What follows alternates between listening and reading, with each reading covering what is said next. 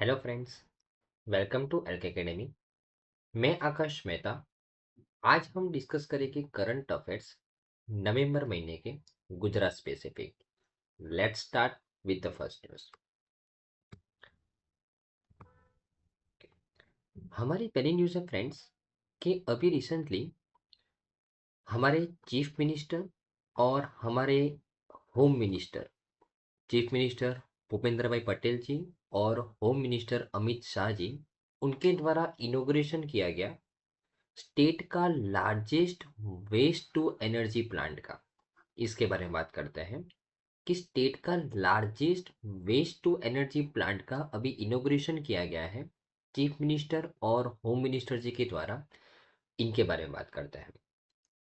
तो ये जो स्टेट का largest waste to energy plant है वो कहाँ पे बनाया गया है? अहमदाबाद के अंदर। अहमदाबाद के अंदर बनाया गया है। और अगर मैं अहमदाबाद की स्पेसिफिक लोकेशन की बात करूँ तो पीपलज के अंदर ये प्लांट को बनाया गया है, largest waste to energy plant. इस प्लांट के अंदर जो पूरी सिटी में से जो सॉलिड वेस्ट निकलता है ना फ्रेंड्स, जो सॉलिड वेस्ट निकलता है उस सॉलिड वेस्ट का यूज करके इलेक्ट्रिसिटी प्रोड्यूस करने का यहाँ पे मैकेनिज्म सेट किया गया है। राइट। सॉलिड वेस्ट को बर्न करना है। ये बर्न करने से जो स्टीम प्रोड्यूस होती है वो स्टीम से इलेक्ट्रिसिटी प्रोड्यूस करनी है और उस इलेक्ट्रिसिटी को ग्रिड तक पहुंचाना है।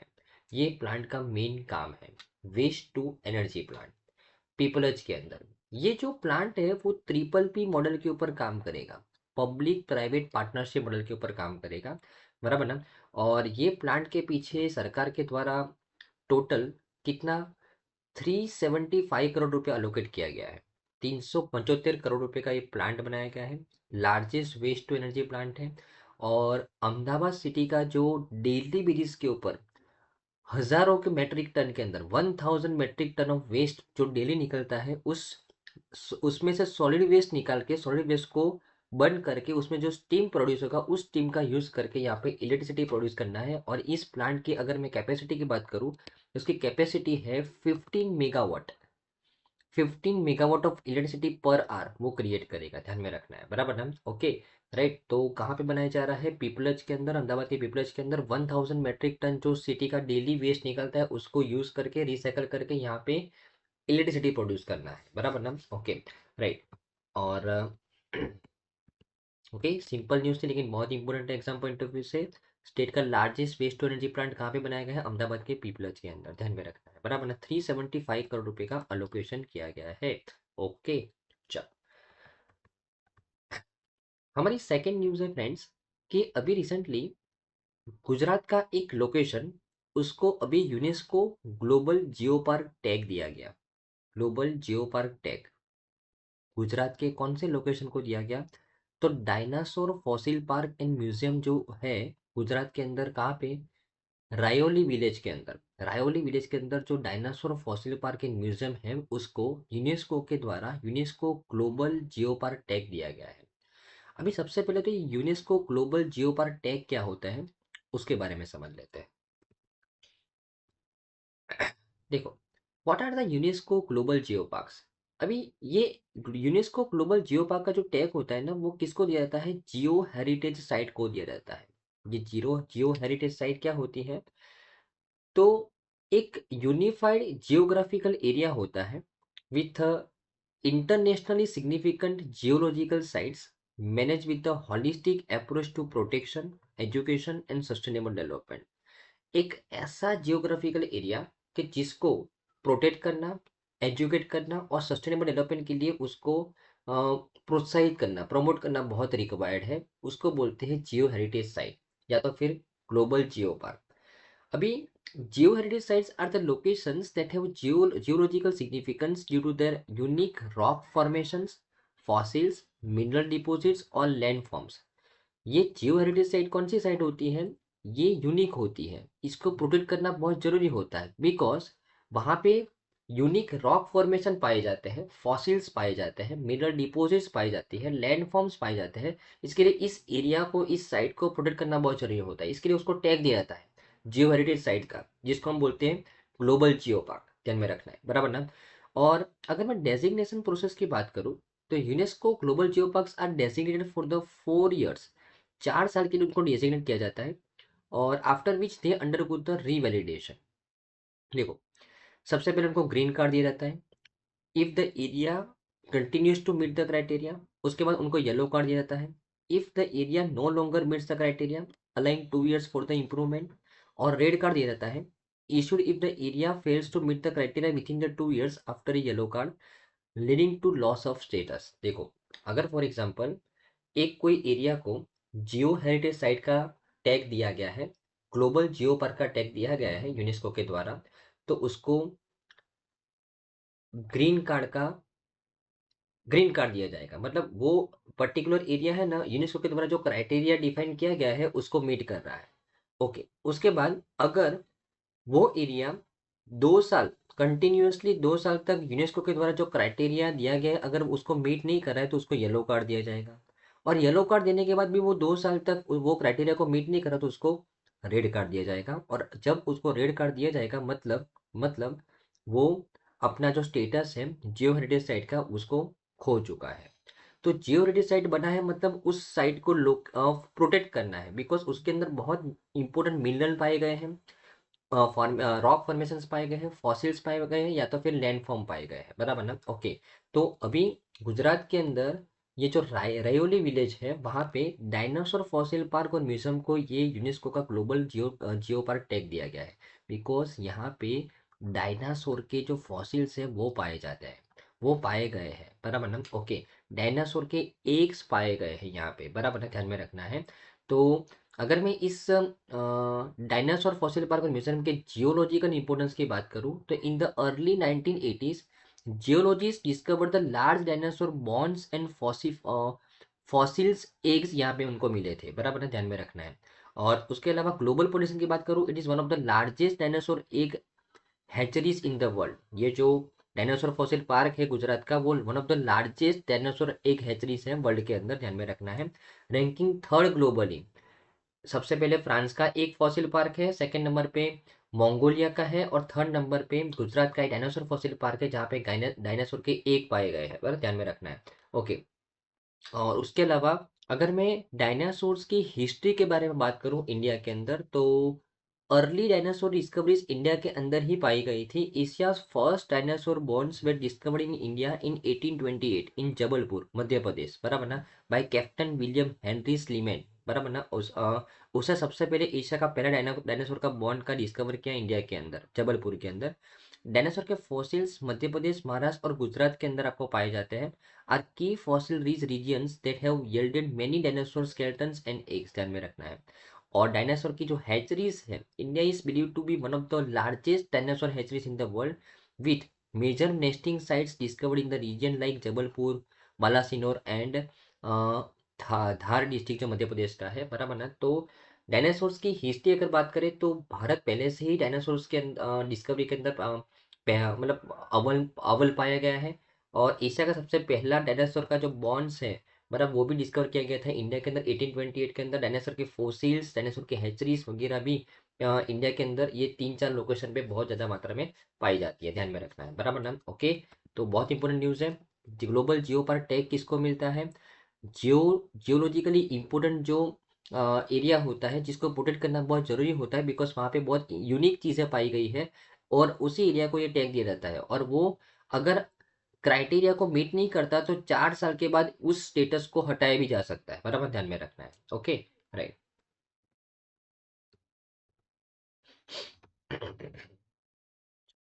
हमारे नेक्स्ट न्यूज़ है फ्रेंड्स कि अभी रिसेंटली जो स्टैच्यू ऑफ यूनिटी जहाँ पे बनाया गया है वहाँ पे एक और म्यूजियम बनाने की बात चल रही है।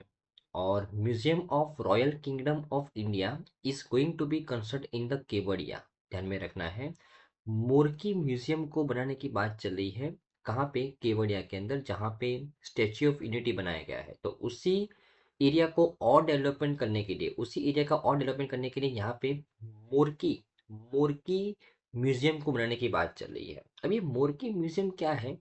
नाम से पता चलता है कि जो रॉयल किंगडम्स है ना उनसे रिलेटेड है। तो एक्चुअली इस म्यूजियम के माध्यम से जो हमारे रॉयल फैमिलीज है, जो हमारी रॉयल फैमिलीज है जिन्होंने ये जो हमारे भारत का इवोल्यूशन हुआ है ओवर द इयर्स, और उनकी ये फैमिलीज के जो सेक्रीफाइस है, उनका जो कंट्रीब्यूशन है भारत को बनाने के लिए, उन्होंने जो सेक्रीफाइस दिए हैं उसको यहाँ पे पोर्ट्रेट किया गया है।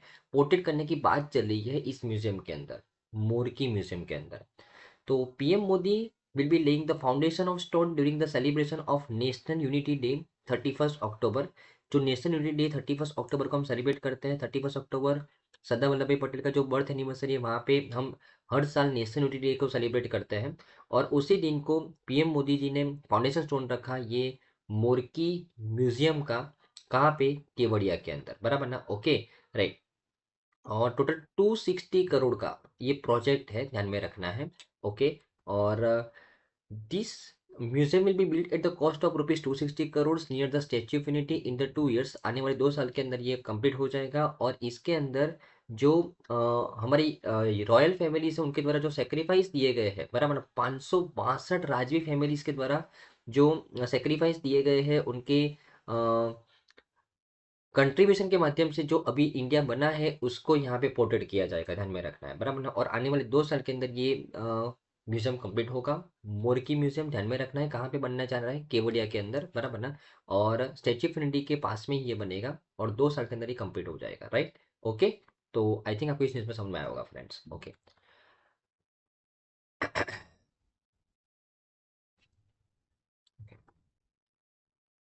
हमारी नेक्स्ट न्यूज़ है फ्रेंड्स कि अभी रिसेंटली हमारे जो चीफ मिनिस्टर हैं भूपेंद्र भाई पटेल जी, उनके द्वारा एक सिग्निफिकेंट डिसीजन लिया गया और एक एग्जाम्पल सेट किया गया मिनिमम गवर्नमेंट मैक्सिमम गवर्नेंस का।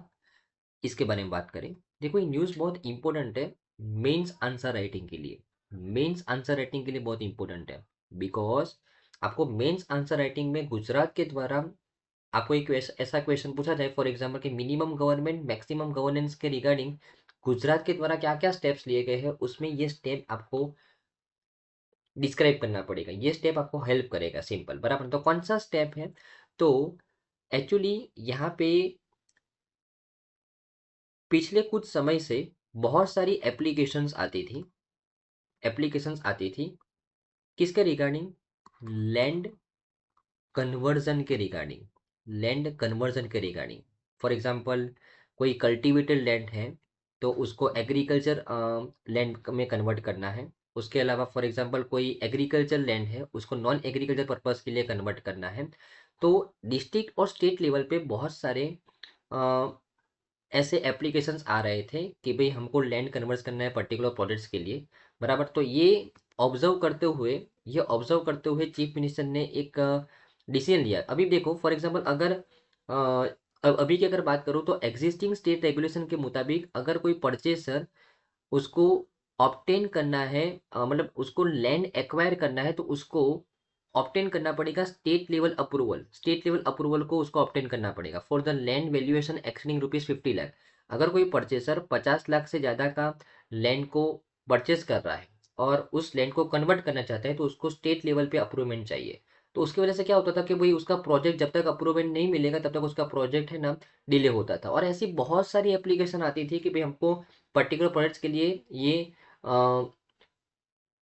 लैंड को कन्वर्ट करना है और ये उनके काम को रोक रहा था एक्चुअली, बिकॉज ऐसी बहुत सारी एप्लीकेशन आने की वजह से ये अप्रूवमेंट में बहुत डिले आता था। तो चीफ मिनिस्टर के द्वारा क्या बोला गया कि अभी स्टेट लेवल का अप्रूवमेंट लेने की जरूरत नहीं है, अभी हम इस प्रोसेस को डिसेंट्रलाइज करते हैं। मतलब हम डिसेंट्रलाइज करने का मतलब क्या हो गया कि जो हमारी स्टेट लेवल की जो हमारी रिस्पॉन्सिबिलिटी थी वो अभी हम ट्रांसफर कर रहे हैं डिस्ट्रिक्ट लेवल पे, बराबर ना? तो आपको स्टेट लेवल की अप्रूवमेंट लेने की जरूरत नहीं है। जो डिस्ट्रिक्ट लेवल पे जो अथॉरिटी होगी अगर वो आपको अप्रूव कर देती है तो आप अपने लैंड को एक्वायर कर सकते हो, ध्यान में रखना है, बराबर ना? तो यहाँ पे ये स्टेप लेके चीफ मिनिस्टर ने एक एग्जाम्पल सेट किया मिनिमम गवर्नमेंट मैक्सिमम गवर्नेंस का, ध्यान में रखना है, बराबर ना? ओके।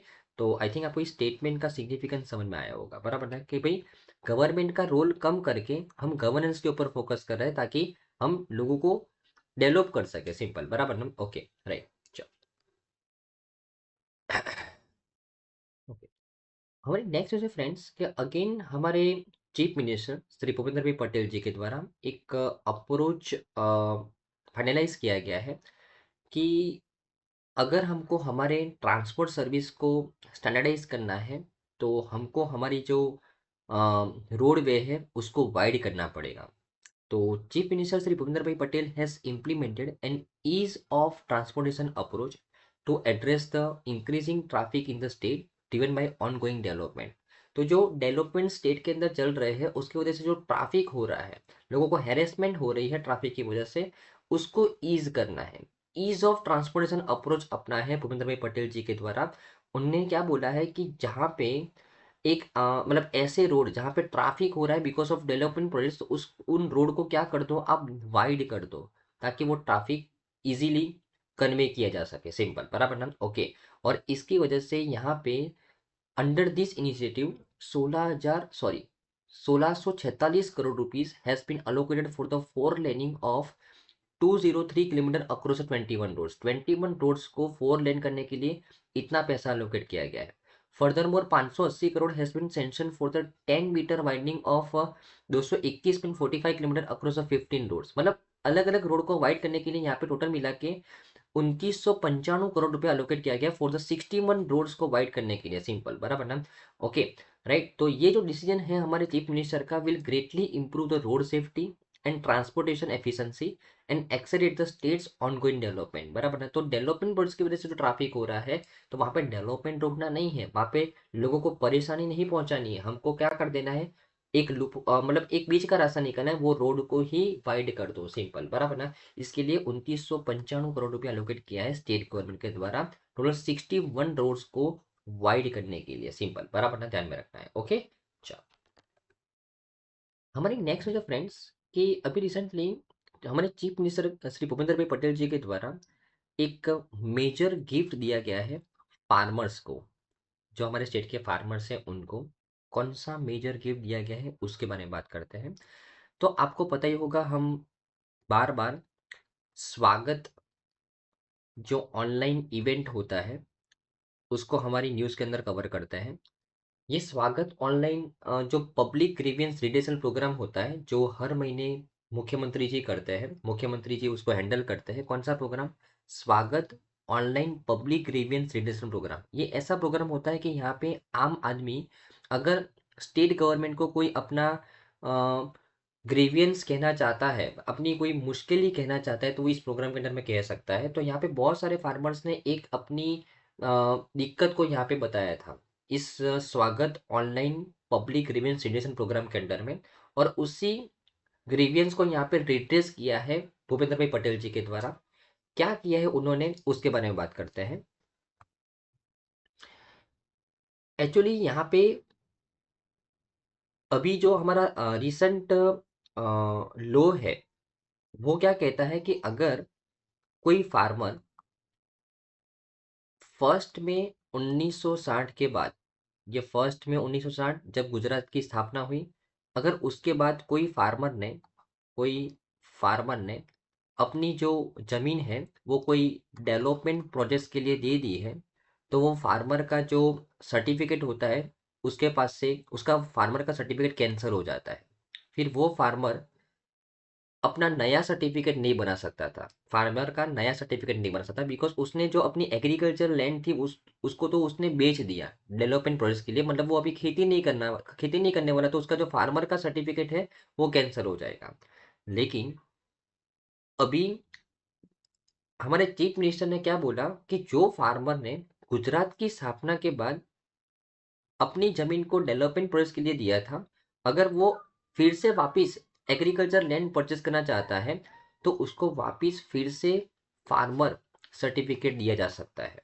फार्मर सर्टिफिकेट दिया जा सकता है, और ये फार्मर सर्टिफिकेट कौन देगा? तो रिस्पेक्टिव डिस्ट्रिक्ट के जो कलेक्टर होते हैं वो देंगे, बराबर ना? तो कलेक्टर अपने लेवल पे इन्वेस्टिगेशन करके उस फार्मर को वापस से 3 साल के लिए, हाँ, 3 साल के लिए वो सर्टिफिकेट देके उस फार्मर को सर्टिफिकेट मिलने के बाद 3 साल के अंदर वो जमीन को परचेज कर लेना है। समझ में आया कि नहीं? बराबर। तो जो फार्मर ने अपनी जमीन को डेवलपमेंट प्रोजेक्ट के लिए दे दिया था, उनका जो सर्टिफिकेट कैंसिल हो गया था, वो वापस फार्मर सर्टिफिकेट ले सकते हैं। बराबर, ओके, लेकिन वो उनका जो सर्टिफिकेट है उनको मिलने के बाद 3 साल के अंदर उनको जमीन को परचेस करना पड़ेगा और वहाँ पे कल्टीवेशन शुरू करना पड़ेगा। Right, okay.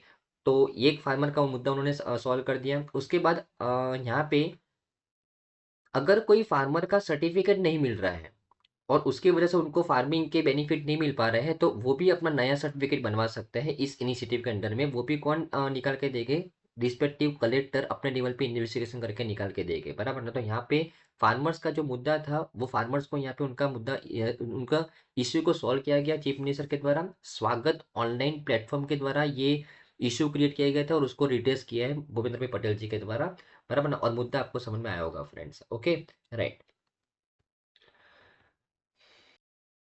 हमारी नेक्स्ट जो है फ्रेंड्स, अभी रिसेंटली गुजरात गवर्नमेंट के द्वारा डॉल्फिन सेंसस कैरी आउट किया गया था। डॉल्फिन सेंसस 2024, पहली बार कोई राज्य के द्वारा डॉल्फिन का सेंसस किया गया, बराबर ना। तो ये बहुत इंपॉर्टेंट है एग्जाम पॉइंट ऑफ व्यू से। तो the recently conducted dolphin census 2024 has found that around 680 dolphins reside in a 4087 square kilometre marine area of Gujarat.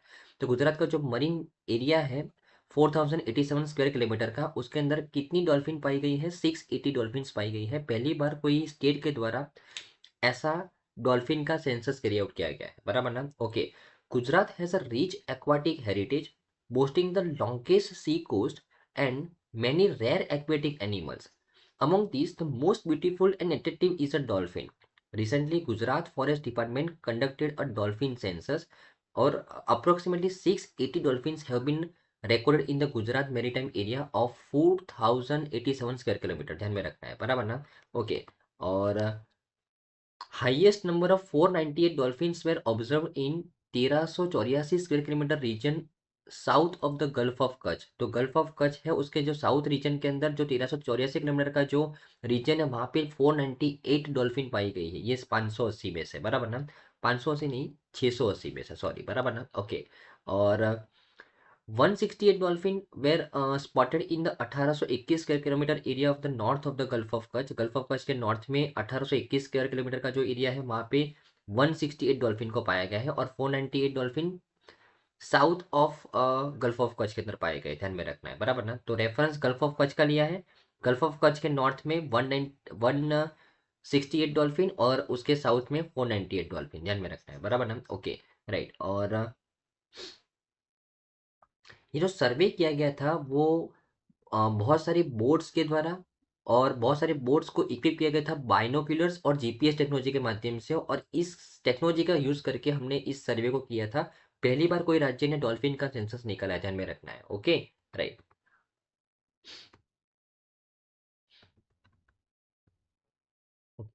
हमारी नेक्स्ट है फ्रेंड्स चिंतन शिविर के बारे में। चिंतन शिविर बहुत ही इंपॉर्टेंट इवेंट है अगेन। अभी रिसेंटली गुजरात के द्वारा हमारे भूपेंद्र भाई पटेल, हमारे जो चीफ मिनिस्टर हैं, उनके द्वारा इनोग्रेट किया गया स्टेट गवर्नमेंट का 11th चिंतन शिविर, कहाँ पे? सोमनाथ के अंदर। उसके बारे में बात करते हैं। तो ये जो चिंतन शिविर होता है ना फ्रेंड्स, उसका मेन मकसद होता है कि जो गुजरात का रिमार्केबल प्रोग्रेस हुआ है ग्लोबल ग्रोथ के अंदर, उसको लोगों के सामने रखना, और उसके अलावा लोगों के पास से आइडियाज को निकालना और थॉटफुल रिफ्लेक्शन मतलब इंटरेक्शन करना। देखो, ये चिंतन शिविर के अंदर क्या होता है कि यहाँ पे ये जो 11th चिंतन शिविर हुआ था ना फ्रेंड्स, वो सोमनाथ के अंदर हुआ। पहली बात तो ये, इस चिंतन शिविर के अंदर जो आम आदमी है वो अपने आइडियाज को चीफ मिनिस्टर के सामने रख सकते हैं, बराबर, ओके। उसके अलावा यहाँ पे अगर कोई चैलेंज अगर स्टेट गवर्नमेंट कोई फेस कर रहा है तो वो क्वेश्चन भी यहाँ पे रखे जाते हैं कि अगर किसी के पास इसका कोई सॉल्यूशन है तो वो भी यहाँ पे दे सकता है। तो यहाँ पे मतलब जस्ट चिंतन किया जाता है, आइडियाज का चिंतन किया जाता है, बराबर ना। चीफ मिनिस्टर के द्वारा आम आदमी के साथ आइडियाज का चिंतन किया जाता है, ताकि कोई अगर इंटरेक्शन के माध्यम से कोई एकदम मीनिंगफुल सॉल्यूशन मिले कोई प्रॉब्लम का, तो वो बहुत बेहतर सॉल्यूशन प्रोवाइड कर सकता है, बराबर ना। तो इसके लिए इस मीटिंग का नाम रखा गया है चिंतन शिविर। तो ये 11th चिंतन शिविर था जो सोमनाथ के अंदर कंडक्ट किया गया था, बराबर ना, ध्यान में रखना है। और तो चीफ मिनिस्टर का मानना है कि changes in our speech, behaviour, practice and work methods resulting from the this reflection will be benefit both self and society. तो ऐसे अगर हम चिंतन करके अगर हम अपने राज्यों को डेवलप करें तो ये दोनों को हेल्प करेगा, अपने खुद को भी हेल्प करेगा और सोसाइटी को भी हेल्प करेगा, बराबर ना। और चीफ मिनिस्टर ने मिनिस्टर्स को भी, अपने जो मिनिस्टर्स है, ऑफिसर्स है, उनको भी अर्ज किया to come together during the 3 day चिंतन शिविर and collectively focus on ensuring that the people face no challenges, that no dilemmas arise and that a system of good governance is firmly established, बराबर ना। तो हमारे लिए just काम का है चिंतन शिविर क्या होता है, क्या किया रहता है, कहाँ पे इसको आयोजित किया गया था इस बार, राइट ना। तो वो आपको समझ में आया होगा फ्रेंड्स, बराबर ना। Okay, okay. तो ये चिंतन शिविर का जो आयोजन करने का जो मेन पर्सपेक्टिव है, जो हमारे पीएम मोदी जी का जो विजन है विकसित भारत एट 2047, उसमें गुजरात बहुत इंपॉर्टेंट रोल प्ले करे, उस मकसद से हम इस चिंतन शिविर को आयोजित करते हैं, बराबर ना। और ये चिंतन शिविर का आयोजन करने का main idea PM Modi ji का ही था जब वो चीफ मिनिस्टर थे गुजरात के, ध्यान में रखना है, बराबर ना, राइट। और अगर विकसित भारत बनाना है तो गुजरात को क्या बनना चाहिए, विकसित गुजरात बनना चाहिए, ऐसा हमारे चीफ मिनिस्टर का गोल है। इसकी वजह से ये चिंतन शिविर को और इंटरेक्टिव बनाने का यहाँ पे प्रयास है हमारे गवर्नमेंट का, ध्यान में रखना है, बराबर ना। Okay, right. हमारे नेक्स्ट जो है फ्रेंड्स, प्राइस सपोर्ट स्कीम के बारे में, इसके बारे में बात करते हैं। कि अभी रिसेंटली हमारे चीफ मिनिस्टर जो भूपेंद्र भाई पटेल जी है, उन्होंने लॉन्च किया state wide procurement of groundnut, soybean, urad और moong at the support price from Himmatnagar. देखो फ्रेंड्स, एक्चुअली यहाँ पे ये जो मैं अभी चीज़ों को नाम बोला, ग्राउंडनट, सोयाबीन, उड़द, मूंग, ये सब चीज़ों को है ना स्टेट गवर्नमेंट परचेज कर रही है। कौन से प्राइस के ऊपर? सपोर्ट प्राइस के ऊपर, सपोर्ट प्राइस के ऊपर, बराबर। किसके पास से? तो फार्मर्स के पास से, हमारे जो स्टेट के फार्मर्स हैं उनके पास से, बराबर ना। ओके, क्यों? क्योंकि ये फार्मर्स को बेनिफिट करवा सके, बराबर ना। तो अभी ये जो रवि क्रॉप सीजन चल रही है, वहां पे ये सब चीजें ग्रो करेगी, ग्राउंडनट, सोयाबीन, उड़द, मूंग। तो ये सब चीजों का जो फार्मर्स ने कल्टीवेशन किया है उनको बेनिफिट मिल सके, इसकी वजह से प्राइस सपोर्ट स्कीम के अंडर में, प्राइस सपोर्ट स्कीम के अंडर में फार्मर्स के पास से ये सब चीज़ों का प्रोक्योरमेंट कौन कर रहा है? स्टेट गवर्नमेंट कर रहा है। अभी आपको प्राइस सपोर्ट स्कीम के बारे में पता होना चाहिए फ्रेंड्स। एक्चुअली आपको पता हो तो फ्रेंड्स, मिनिमम सपोर्ट प्राइस, ये मिनिमम सपोर्ट प्राइस एमएसपी पे सेंट्रल गवर्नमेंट अनाज परचेज करती है। कितने अनाज को परचेज करती है? 22 क्रॉप्स को परचेज करती है फार्मर्स के पास से, ताकि उनको मिनिमम प्राइस उतना मिल सके। अगर मार्केट में कोई व्यापारी उसको, फॉर एग्जांपल, एक खेडूत ने फॉर एग्जांपल कोई चीज़ को 100 रुपये में उगाया है और मार्केट में अगर वो बेचने के लिए जाए, तो अगर फॉर एग्जांपल उसको 110 रुपये मिले और अगर सरकार उसको 120 रुपये में दे, तो खेडूत किसको दे सकता है? सरकार को दे सकता है। तो सरकार ने minimum support price for example 120 रखा है। अगर मार्केट में उसको 130 रुपये मिल जाए तो वो मार्केट में बेच सकता है। लेकिन अगर मार्केट में कोई व्यापारी 110 रुपये में दे रहा है तो वो किसको देगा? सरकार को देगा।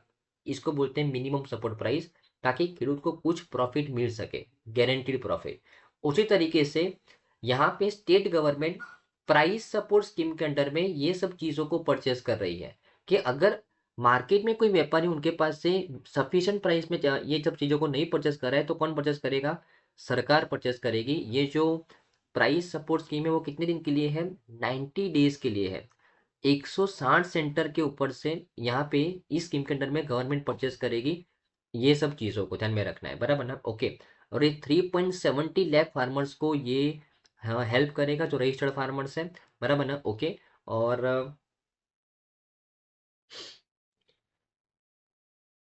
मिनिस्टर ने फर्दर इम्फेसाइज किया कि Gujarat has made remarkable progress in agriculture largely due to the initiatives like the कृषि मेला। ये जो एग्रीकल्चर फेयर है वो लॉन्च किया था हमारे चीफ मिनिस्टर जब नरेंद्र मोदी जी हुआ करते थे, कृषि मेला।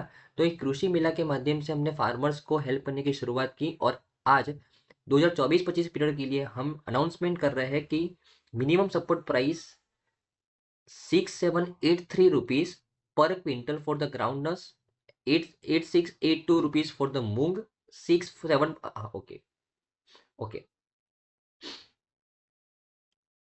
ओके। और ये जो हम मिनिमम सपोर्ट प्राइस की बात कर रहे हैं, जो प्राइस के ऊपर सरकार परचेस करने वाली है, वो प्राइस यहाँ पे लिखी गई है, वो आपको जस्ट रटने की जरूरत नहीं है, लेकिन आपको मैकेनिज्म समझ में आया होगा कि भाई मिनिमम सपोर्ट प्राइस के ऊपर कैसे सरकार परचेस करती है, राइट ना। तो अभी रिसेंटली ग्राउंड नट, सोयाबीन, उड़द और मूंग के लिए मिनिमम सपोर्ट प्राइस का डिक्लेरेशन किया है स्टेट गवर्नमेंट के द्वारा, बराबर ध्यान में रखना है। Okay, right. फ्रेंड्स, आज की तमाम न्यूज़ में आपको अच्छे समझ में आया होगा। Thank you friends, bye. तो आई थिंक फ्रेंड्स, आज की तमाम न्यूज़ में आपको अच्छे समझ में आया होगा। Thank you friends, bye.